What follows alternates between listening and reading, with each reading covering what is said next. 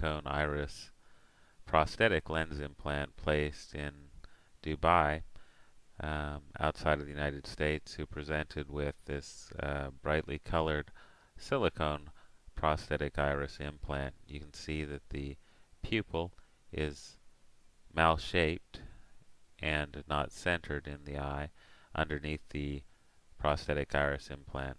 We've already made 2 paracentesis incisions superiorly and inferiorly, and we're marking a 4 millimeter length along the corneal scleral limbus to give us the final size of our corneal tunnel.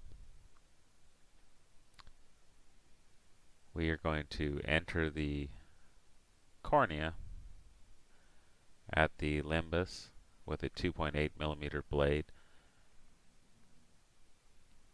being very careful when inserting the blade into the anterior chamber, using a controlled type incision so as not to damage the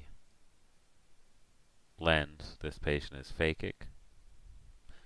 Next, we're going to dissect underneath the iris implant with a dispersive viscoelastic to keep the natural lens and iris away from the prosthetic iris implant. We also want to place viscoelastic underneath the corneal dome to protect the corneal endothelium. And we're going to come in from both the superior and inferior paracentesis incisions to maximally viscodissect underneath the prosthetic.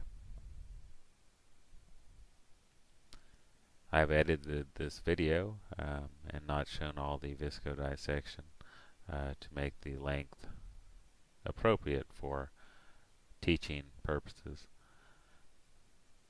The next step is to make a tab 180 degrees away from the corneal incision.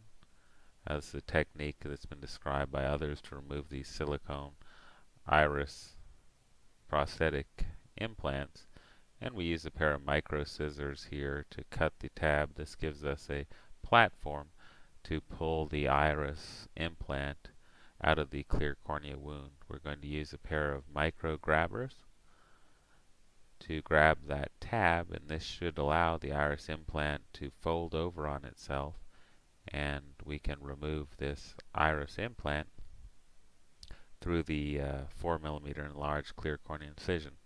You can see that the iris implant is turning and being removed out of the clear cornea incision. The tab dislocated at this point, and we use a microforceps to remove the rest of the iris implant. You can see underneath the iris implant the patient has some degree of cortical cataract starting. There's also ectropia and uvea in the clinic. On gonioscopy, we noted this is examination of the angle. They had extensive amounts of peripheral anterior synechia, but with some areas of open angle. The reasons for removing the iris implant in this patient were chronic iritis, glaucoma, and the startings of cataract. The patient tolerated this procedure well and was seen 20-30